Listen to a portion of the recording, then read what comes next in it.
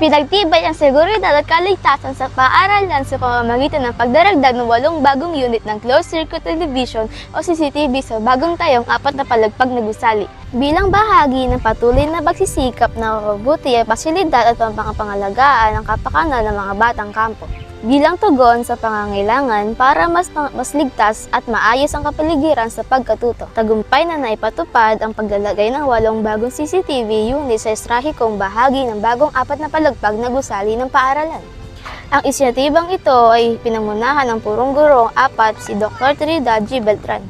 Patuloy na nagsusulong ng mga programang nakatuon sa kaligtasan, kaayusan at kapakanan ng buong komunidad ng paaralan. Ang mga bagong CCTV unit ay nakaposisyon sa mga mahalagang lugar tulad ng mga pasilyo, hagdanan at piling common areas ng gusali upang masiguro ang masusing pagbabantay ng agarang pagtugon sa anumang insidente. Sa pamamagitan ng modernong sistemang ito, mas napalakas ang kakayahan ng pamumunuan ng paaralan na mapanatili ang disiplina, kaayusan at seguridad sa loob ng campus.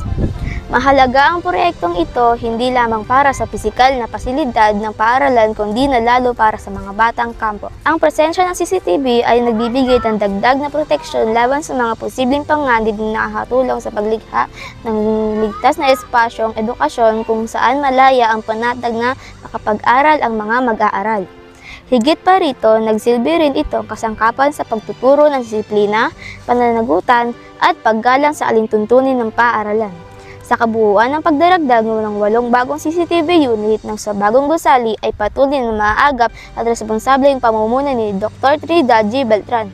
Ito ay malinaw na hakbang tungo sa mas ligtas, mas maayos at mas inklusibong paaralan sa isang kapaligirang tunay na nagbibigay halaga sa kinabukasan ng mga batang kampo.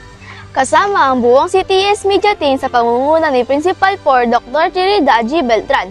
Ako si Beatrice Parong, 6SPJ, Learner Reporter ng Camtino Elementary School. Nag-uulat para sa DepEd-R.